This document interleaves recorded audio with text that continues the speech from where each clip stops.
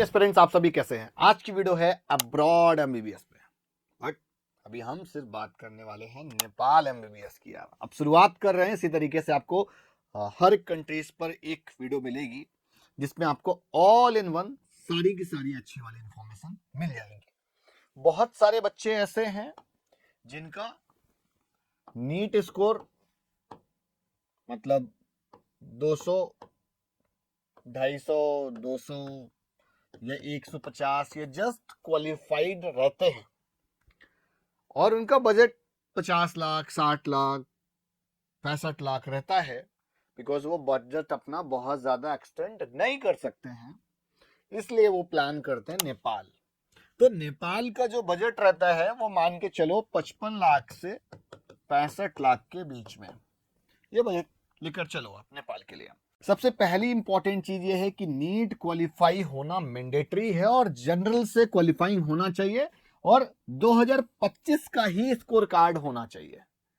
अगर 24 का है, 22 का है तो नेपाल में काम नहीं बनेगा, कहीं और बन सकता है, बिकॉज अदर जगह 2 साल 3 साल तक वैलिड रहता है। और पीसीएम का जो क्राइटेरिया है, जो एलिजिबिलिटी क्राइटेरिया है, वो 50% का है। इट्स मीन की 50% क्वालिफाइंग जनरल से चाहिए होगा, नीट भी जनरल से चाहिए होगा। फी और बजट मैंने आपको बता ही दिया कि भाई 60 से 65 का पकड़ के चलो कम से कम। और एडमिशन प्रोसेस क्या है? एडमिशन प्रोसेस के लिए आपको MECEE का फॉर्म अप्लाई करना पड़ता है। उसकी एक्सपेक्टेड डेट है आफ्टर नीट रिजल्ट। जैसे नीट का रिजल्ट निकलेगा और देन काउंसलिंग वगैरह अनाउंस होती है, उसी ड्यूरेशन पर इसका फॉर्म निकल आता है। जैसे ही फॉर्म आएगा मैं आपको अपडेट कर दूंगा, आप फॉर्म का फीस पे करेंगे और वहां से अपने प्रोसेस को गो अहेड कर सकते हैं। फॉर्म अप्लाई करेंगे। अच्छा, फॉर्म और एग्जाम बड़ा कंफ्यूजन वाला चीज है। यहां पर देखो, जो बच्चा फेल है वो तो अपना नीट में जो पास नहीं है, तो अपीयर हुआ बट पास नहीं हुआ, तो उस केस में तो उसको देना चाहिए, ठीक है। बट अगर वो क्वालिफाई है और उसको कोई कंपल्सन नहीं है, वो फॉर्म को अपना फिल कर दे, है ना, और अपीयर नहीं करे, वो उसका मेरिट बन जाता है नीट का स्कोर कार्ड, बिकॉज वो लोग लेते हैं और जो भी सीट्स रहती हैं उस पर नीट की मेरिट बनती है। क्वालिफाई कर गया और फॉर एग्जाम्पल वो एग्जाम में फेल हो जाता है। अगर वो फेल हो जाता है MEC के एग्जाम में, तो वो फिर फेल ही कंसीडर होगा। इसलिए सोच समझ के अगर क्वालिफाई हो तो अप्लाई करना, नहीं तो अप्लाई कर देना और नीट के बेसिस पे अप्लाई करना एडमिशन प्रोसेस, एग्जाम मत देना, कहने का सेंस ये। अगर फेल हो तो भैया फिर एग्जाम देना।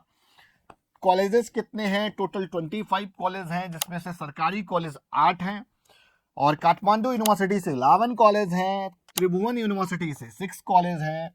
इस तरीके से टोटल 25 कॉलेज बन जाते हैं। और टोटल इंडियन स्टूडेंट्स के लिए सीट्स कितनी है? 565 सीट्स है। नीट की मेरिट के बेस पर यहाँ पर अलॉटमेंट बनती है। एग्जाम क्वालिफाई करेगा तो उस पे भी मेरिट होता है।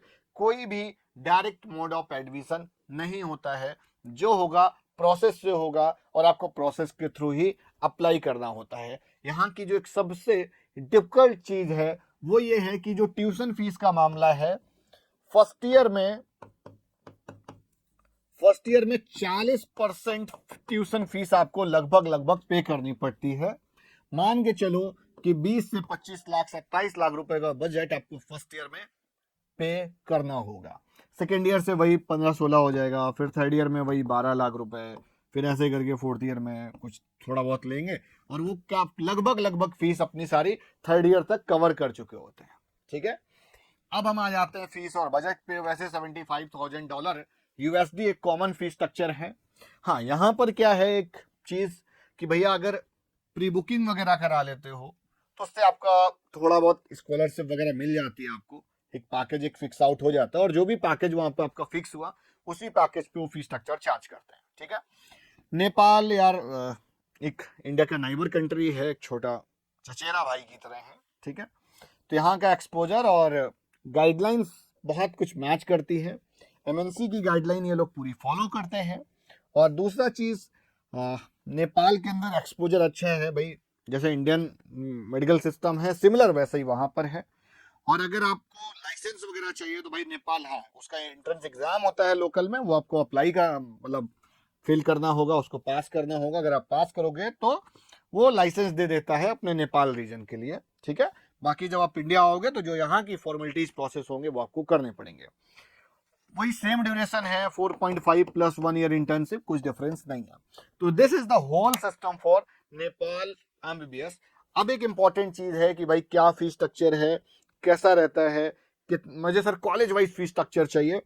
तो यहाँ पर साइड में आपको कॉलेज वाइज फीस स्ट्रक्चर आ रहा होगा, आप अच्छे से देख लो। पहले नंबर पर मेडिकल कॉलेज आ जाता है, Manipal medical college of medical science Nepal, ठीक है। और ये भैया नेपाल जो केएमसी वाला नेपाल है ये उन्हीं का है। $75,000 जैसे कि मैंने आपको फीस बताई, इंस्टॉलमेंट आपको स्क्रीन पर देख रहे होंगे। सिक्योरिटी अमाउंट क्या है, एक तरह का कॉशन मनी कितना जमा होता है, कॉलेज में कितना जमा होगा 62,500, मेस में 9375, काठमांडू यूनिवर्सिटी की रजिस्ट्रेशन फीस कितनी है 23,438, ये जितनी भी होगी वो पे करनी होगी। इसी तरह से नेपाल मेडिकल काउंसलिंग की फीस है, इंटरनल एग्जाम फीस है, रूम हॉस्टल रूम का वन टाइम देना है। तो इस तरह से सारी जो एक्सपेंसेस है वो यहाँ पर सारी आ रही होंगी, ठीक है। वो आप अच्छे से देख लें और पोस्ट करके स्क्रीनशॉट भी ले सकते हैं।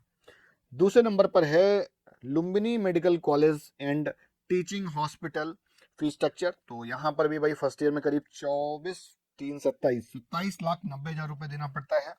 हॉस्टल का और मिला के 2,94,000, तो मान के चलो कि भाई 28 और 3 32 लाख रुपए आपको फर्स्ट ईयर में इस कॉलेज के लिए देना पड़ेगा। सारी टर्म्स एंड कंडीशन गाइडलाइंस यहाँ पर दी हैं, ऑफिशियल फीस स्ट्रक्चर भी आपको दिया हुआ है।